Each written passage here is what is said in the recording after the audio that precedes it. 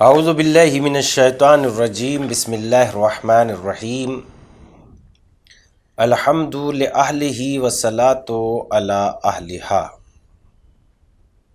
آؤ کتاب پڑھیں، ہم آپ کی خدمت میں قصص الانبیاء کو پیش کر رہے ہیں۔ ہماری گفتگو الحمدللہ 130 صفحے تک آپ کی خدمت میں پہنچ چکی ہے، اور بات یہاں تک ہو گئی تھی کہ جناب ابراہیم علیہ السلام کو آگ میں پھینک دیا گیا، اور نمرود وحشت زدہ ہو کر کہنے لگا کہ اگر کوئی چاہتا ہے کہ اپنے خدا کا انتخاب کرے تو وہ جناب ابراہیم علیہ السلام کے خدا کو منتخب کرے۔ آج کی گفتگو شروع ہوتی ہے آسمان خراش برج کی نمائش۔ آگ کے گلستان میں تبدیل ہونے کے اس واقعے نے نمرود اور اس کے چیلوں پر روحانی و سیاسی اعتبار سے ایک کاری ضرب لگائی، اور جناب ابراہیم کو ہر خاص و عام کا محبوب بنا دیا۔ لیکن نمرود مرکب غرور سے نیچے نہ آیا اور اترا اور اپنی مذموم کوشش جاری رکھی۔ اس بار اس نے چاہا کہ ایک انتہائی مضحکہ خیز نمائش کے ذریعے اپنے پامال شدہ عزت کو واپس لائے اور لوگوں کو ایک فضول و بیہودہ کام میں مصروف کر دے۔ اس نے حکم صادر کیا کہ ایک آسمان خراش برج تعمیر کیا جائے۔ انتہائی لائق اور قابل نقشہ ساز اور معمار اس برج کو بنانے کی کوشش میں لگ گئے۔ نمرود نے اپنے آپ سے کہا کہ یہ بلند و بالا برج بہت جلدی مکمل ہو جائے گا، اور پھر میں ایک ماہر شکاری کے مانند شکار کروں گا، اور اس برج کی بلندی پر جا کر آسمان والوں کے ساتھ جو ابراہیم کی مدد کرتے ہیں جنگ کروں گا، اور انہیں اپنا نشانہ بناؤں گا، اور ہمیشہ ہمیشہ کے لیے ان کے ہاتھوں سے جان چھڑا لوں گا۔ برج کی تعمیر مکمل ہوئی تو ایک دن معین ہو گیا کہ نمرود اور حکومتی افراد اپنی قدرت و طاقت دکھانے کے لیے اس برج کی چوٹی پر جائے اور اپنے وجود کا اظہار کرے۔ لیکن اس دن کے آنے سے پہلے سخت طوفان آیا، جس نے برج کی بنیادیں لرز گئی، اور اس کے اوپر والا حصہ تباہ و برباد ہو گیا، اور کچھ نمرودی کارندے بھی وہاں پر ہلاک ہو گئے۔ ہونا تو یہ چاہیے تھا کہ بلند و بالا برج کے نابود ہونے سے نمرود عبرت حاصل کرتا اور اپنی متکبرانہ پالیسی سے ہاتھ کھینچ لیتا، لیکن اس احمق نے سبق حاصل کرنے کے بجائے ایک اور ارادہ کیا کہ جیسے ہم نے ابراہیم کے خدا کو فضا میں نشانہ بنانے کے لیے فضائی سفینے کی تعمیر سے تعبیر کیا، اس نے اپنے انجینئروں کو حکم دیا کہ وہ ایک ایسا چھوٹا سا کمرہ بنائے جو اسے آسمان کی بلندیوں کی طرف لے جائے۔ انجینئر اس کمرے کو ڈیزائن کرنے کے لیے باہم مل بیٹھے، اور اسے اس نتیجے پر پہنچے کہ انہوں نے مضبوط قسم کی لکڑی سے ایک کمرہ بنایا اور 4 مردار خوار گیدے پکڑی، انہیں ایک مدت تک مختلف الانواع غذائیں کھلاتے رہے، پھر ان میں ایک کمرے کے ایک پائے کے ساتھ باندھ دیا، اور ایک عرصے تک انہیں بھوکا رکھا گیا۔ پھر اسے چھت کی وسعت میں گوشت کے ٹکڑے لٹکا دیے تاکہ گیدے اس گوشت کو کھانے کے لالچ میں پرواز کرے اور نمرود کو اس کمرے سمیت اڑا لے جائیں۔ نمرود تیر کمان لے کر اس کمرے میں بیٹھا، اور گیدوں نے اسے اڑانا شروع کیا اور اپنے ہمراہ لے کر آسمان کی طرف پرواز کر گئی۔ لیکن تھوڑی دیر گزرنے کے بعد نمرود نے اپنے آپ کو تاریک فضا میں پایا، اور اس پر یوں خوف و ہراس چھایا کہ اس کا انگ کانپنے لگا۔ پھر پروگرام کے مطابق اس گوشت کو نیچے کی طرف لٹکا دیا گیا۔ اب گدھوں نے اس گوشت تک پہنچنے کی خاطر دل خراش آواز کے ساتھ نیچے کی طرف پرواز کرنا شروع کیا۔ یوں نمرود کا فضائی سفینہ زمین پر اترا، اور انتہائی بے شرمی، بے حیائی اور شرمندگی سے اس سے باہر نکلا۔ نمرود کا قاتل مچھر۔ نمرود حکومت و سلطنت کے غرور میں تخت و تاراج کرتا رہا اور اپنی طاغوتی و ظالمانہ پالیسیوں پر عمل پیرا رہا۔ خداوند قدوس نے آخری بار اپنی حجت تمام کی تاکہ اس کے باوجود اپنی سرکشی سے باز نہ آئے تو کائنات کے اندر اپنی کم زور ترین مخلوق سے اس کی ذلت آمیز زندگی کو نابود کر دے۔ اللہ تعالیٰ نے انسان کی شکل میں ایک فرشتہ نمرود کو نصیحت کرنے کے لیے اس کے پاس بھیجا۔ اس فرشتے نے نمرود سے ملاقات کرنے کے بعد اس سے کہا، اب ان تمام بےہودگیوں اور اذیتوں کو انجام دینے اور پھر ہزیمت اور شکست فاش کھانے کے بعد تمہارے لیے مناسب ہے کہ غرور کے سرکش گھوڑے سے نیچے اتر آؤ اور ابراہیم کے خدا جو تمام آسمان اور زمین کا خدا ہے پر ایمان لے آؤ، نیز ظلم و ستم اور شرک و استبداد سے دستبردار ہو جاؤ، ورنہ مزید مہلت کی کوئی گنجائش نہیں ہے۔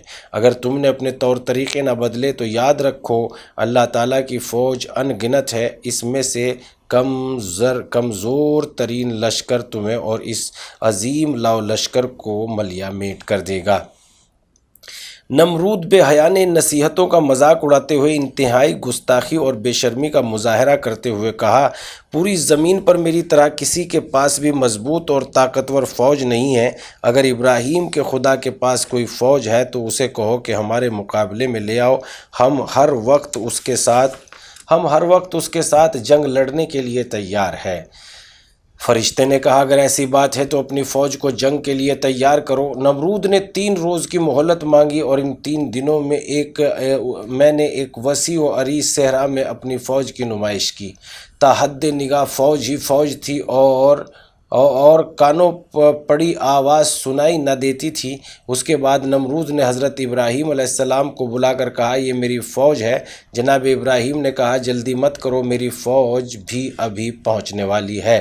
ادھر نمرود اور اس کے چیلے چمچے تکبر و غرور کے نشے میں مست تھے اور مذاق کرتے ہوئے کہے لگا رہے تھے کہ اچانک آسمان پر مچھروں کا ایک انبوہ بے گراں ظاہر ہوا اور نمرود کی فوج پر حملہ آور ہو گیا۔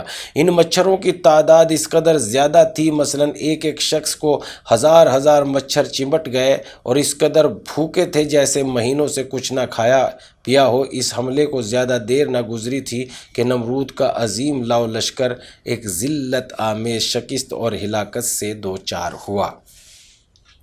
نمرود نے جب مچھروں کا برق آسماں حملہ دیکھا تو اپنے محکم محل کی طرف فرار کر گیا اور اپنے کمرے کا دروازہ مضبوطی سے بند کر لیا اور خوف سے منہ اٹھائے ہوئے ادھر ادھر دیکھ رہا تھا۔ جب اسے وہاں پر کوئی مچھر کا دانہ نظر نہ آیا تو سکون کی سانس لیتے ہوئے اپنے آپ سے کہنے لگا، میں نجات پا گیا ہوں۔ اسی دوران وہی فرشتہ ناسی انسان کی صورت میں دوبارہ نمرود کے پاس آیا اور اسے نصیحت کرتے ہوئے کہا، تم نے ابراہیم کا لشکر دیکھ لیا، اب بھی توبہ کا دروازہ کھلا ہوا ہے، آؤ توبہ کرو اور ابراہیم کے خدا پر ایمان لے آؤ تاکہ نجات پا جاؤ۔ مگر مغرور اور سرکش انسان چاہے جتنی ان کو نصیحت کیوں نہ مل جائے مگر یہ نصیحت قبول نہیں کرتے، یہاں تک کہ ضد میں آ کے دنیا کو بھی خراب کر لیتے ہیں اور آخرت کو بھی برباد کر لیتے ہیں۔ دنیا میں بھی اسلام کے خلاف حرام کاری پر زندگی گزارتے ہیں، اور جب زندگی حرام کاری میں گزری اور نسلوں کو بھی اسی طرز پہ لے کے چل دیے تو آخرت میں کیا خاک انسان کو اجر اور مثلاً رتبے ملیں گے۔ آخرت دنیا کی طرح ہے، یعنی دنیا میں جیسے نیک اعمال کرو گے ویسی جزا آخرت میں پاؤ گے۔ واقعاً ضدی قسم کے لوگ کچھ بھی نہیں سمجھتے بلکہ الزام پہ الزام لگاتے چلے جاتے ہیں، اور خدا پناہ دے ان ایسے جھوٹے مکار لوگوں سے کہ کبھی بھی اپنی الزام اور تہمتوں سے باز نہیں آتے، جبکہ رسوائی ان کا مثلاً پیچھا کرتی رہتی ہے اور ہمیشہ ذلیل و رسوا ہوتے رہتے ہیں، مگر ذلت سے بھی کوئی سبق حاصل نہیں کرتے۔ وہ لوگ تو بہت اچھے ہوتے ہیں جو ایک مرتبہ کی ذلت سے ہمیشہ کی عزت پا جاتے ہیں، جیسے جناب زلیخا سلام اللہ علیہا۔ تو اس اعتبار سے یہ ضدی قسم کے لوگ، لہذا مچھروں نے ان پر حملہ کر دیا، لیکن نمرود نے اس فرشتے کی محبت آمیز نصیحتوں کی کوئی اعتنا نہ کی، یعنی ان کی طرف ان کی پرواہ نہیں کی، بلکہ ایک دن انہی مچھروں میں سے ایک مچھر کسی سوراخ سے نمرود کے کمرے میں گھسا اور اس پر حملہ آور ہوا، اس کے دونوں ہونٹوں پر ڈنک مارا تو وہ وہ سوج گئے، پھر وہی مچھر اس کے ناک کے راستے سے اس کے دماغ میں گھس بیٹھا اور اپنی کامیابی کے شاد یانے بجانے لگا۔ یہ چیز اس کے لیے انتہائی مصیبت کا باعث بنی۔ اس کا دماغ شدید قسم کے درد سے بھر جاتا اور اس کے نوکر چاکر اس کے سر پہ مارتے تاکہ اسے کچھ آرام ملے۔ بالآخر وہ آہو بکا کرتے ہوئے بڑی ذلت و خواری سے واصل جہنم ہوا اور اس کی ذلت آمیز زندگی کی بساط لپیٹ دی گئی۔ قرآن مجید نے اسے یوں تعبیر کیا ہے، وَأَرَادُوا بِهِ كَيْدًا فَجَعَلْنَاهُمُ الْأَخْسَرِينَ، اور ان لوگوں نے مکر کا ارادہ کیا تو ہم نے بھی انہیں خسارہ والا اور ناکام قرار دیا۔ دلچسپ بات یہ ہے کہ امیر المومنین حضرت علی علیہ السلام نے ایک شامی کے سوالات کے جواب کے ضمن میں فرمایا، دشمنوں نے ابراہیم علیہ السلام کو بدھ کے دن منجنیق میں رکھ کر آگ میں اچھالا اور خداوند قدوس نے بھی بدھ ہی کے دن نمرود پر ایک مچھر کو مسلط کیا۔ حضرت امام جعفر صادق علیہ السلام فرماتے ہیں، اللہ تعالیٰ نے اپنی کم زور ترین مخلوق مچھر کو ایک خود غرض جبار نمرود کی طرف بھیجا اور وہ مچھر اس کی ناک کے ذریعے اس کے مغز تک گیا اور اسے ہلاک کر دیا۔ یہ اللہ تعالیٰ کی حکمتوں میں سے ایک حکمت ہے کہ اپنی کمزور ترین مخلوق کے ذریعے زمانے کے بدماش ترین شخص کو موت کی نیند سلا سکتا ہے۔ ابن عباس سے روایت ہے کہ جب مچھر نے نمرود کے ہونٹوں پر کاٹا تو اس نے بہت صحیح کی کہ اسے پکڑ لے، لیکن مچھر اڑ کے اس کے ناک میں گھس گیا۔ نمرود نے بہت کوشش کی کہ اسے اپنی ناک سے باہر نکالے، لیکن مچھر اس کے دماغ تک پہنچ گیا۔ اللہ تعالیٰ نے اس مچھر کے ذریعے اسے 40 دن تک عذاب میں مبتلا رکھا اور آخر کار واصل جہنم ہو گیا۔ یہ واقعاً عبرت کی باتیں ہیں کہ اگر ہم میں بھی اس طریقے کی ضد پائی جاتی ہے کہ ہم کسی بات کو ماننے کے لیے تیار نہیں ہیں تو خداوند عالم بڑا قدرت اور طاقت والا ہے، لہذا مچھر جیسی کمزور اور ناتواں مخلوق کے ذریعے بھی ذلیل کرا سکتا ہے۔ لہذا ذلت کی زندگی سے اگر ہم واصل جہنم ہو رہے ہیں اور دنیا میں ہی ذلت کی زندگی مر رہے ہیں تو پھر کیا خاک آخرت میں جنت ملے گی؟ نہیں، دنیا کی قرآن مجید میں خود اس بات کی طرف اشارہ کیا گیا ہے کہ اسے تو دنیا میں ہی خبر ہو جاتی ہے کہ وہ جنتی ہے یا جہنمی۔ یہ بھی روایت ہے کہ وہ مچھر ایسا تھا کہ جس کا آدھا دھڑ مرا ہوا تھا، اس حصے میں ذرہ برابر بھی طاقت نہ تھی۔ جبکہ وہ نمرود کے مغز میں داخل ہوا تو اس نے اپنی زبان حال سے یوں کہا، اے نمرود، اگر تم مردے کو زندہ کر سکتے ہوتے تو میری بے جان دھڑ میں جان ڈالو تاکہ میں بدن کے اس حصے سے تمہاری ناک سے باہر آ جاؤں۔ یہ میرے بدن کا وہ حصہ ہے جو سالم و تندرست ہے، اسے مار دو تاکہ مجھ سے جان چھڑا لو۔ حضرت ابراہیم کا دندان شکن استدلال۔ جتنا عرصہ حضرت ابراہیم علیہ السلام سرزمین بابل میں رہے، ان پر ایمان لانے والوں میں سے حضرت لوط علیہ السلام اور جناب سارہ تھیں۔ انہوں نے جناب سارہ سے شادی کی۔ جناب سارہ کے والد نے انہیں کھیتی کی زمین اور کافی ساری بھیڑ بکریاں دی تھی۔ حضرت ابراہیم علیہ السلام ایک مدت تک لوگوں کو دعوت توحید دینے کے ساتھ ساتھ کھیتی باڑی کرتے اور بھیڑ بکریاں بھی پالتے رہے۔ پھر انہوں نے ارادہ کیا کہ دعوت توحید کو پھیلانے کے لیے سرزمین بابل سے فلسطین کی طرف ہجرت کرے۔ انہوں نے اپنا مال و دولت اکٹھا کیا، بھیڑ بکریاں ساتھ لی اور اپنی زوجہ سارہ کے علاوہ کچھ اور لوگوں کو ہمراہ لیا اور سفر کا آغاز کیا۔ لیکن حاکم وقت جو کہ نمرود کا پیرو تھا، اس نے حضرت ابراہیم علیہ السلام کے اموال روک لیے۔ مقدمہ عدالت میں پہنچا۔ جناب ابراہیم نے قاضی کو مخاطب کرتے ہوئے کہا، میں اور میری بیوی نے سال ہا سال محنت کی اور یہ مال و دولت اکٹھا کیا۔ اگر تم اسے ضبط کرنا چاہتے ہو تو پھر میری عمر کے سال ہا سال واپس کر دو جو میں نے اسے حاصل کرنے میں صرف کیے ہیں۔ قاضی وقت نے حضرت ابراہیم علیہ السلام کا یہ منطقی اور دندان شکن استدلال سن کر عقب نشیبی سن کر کہا کہ حق ابراہیم کے ساتھ ہے۔ حضرت ابراہیم علیہ السلام کا مقدمہ عدالت سے خارج ہوا تو انہوں نے اپنے اموال ہمراہ لیے اور خدا پر بھروسہ کرتے ہوئے اللہ تعالیٰ کی مدد سے سفر کا آغاز کیا تاکہ ایک نئی سرزمین پر انقلاب برپا کرے۔ ان کا سخن یہ تھا، انی ذاہب الی ربی سیہدین، سورہ صافات آیت نمبر 99۔ میں اپنے پروردگار کی طرف جا رہا ہوں کہ وہ میری ہدایت کرے گا۔ ابراہیم کی سیرت میں حجاب کی اہمیت۔ ابراہیم کی سیرت میں حجاب کی اہمیت۔ جب حضرت ابراہیم علیہ السلام جناب لوط اور بی بی سارہ کے ہمراہ بابل سے فلسطین کی جانب روانہ ہوئے تو انہوں نے اپنی ناموس بی بی سارہ کو بے حیا آنکھوں سے بچانے کے لیے ایک صندوق بنوایا تھا اور بی بی سارہ کو اس میں بٹھایا۔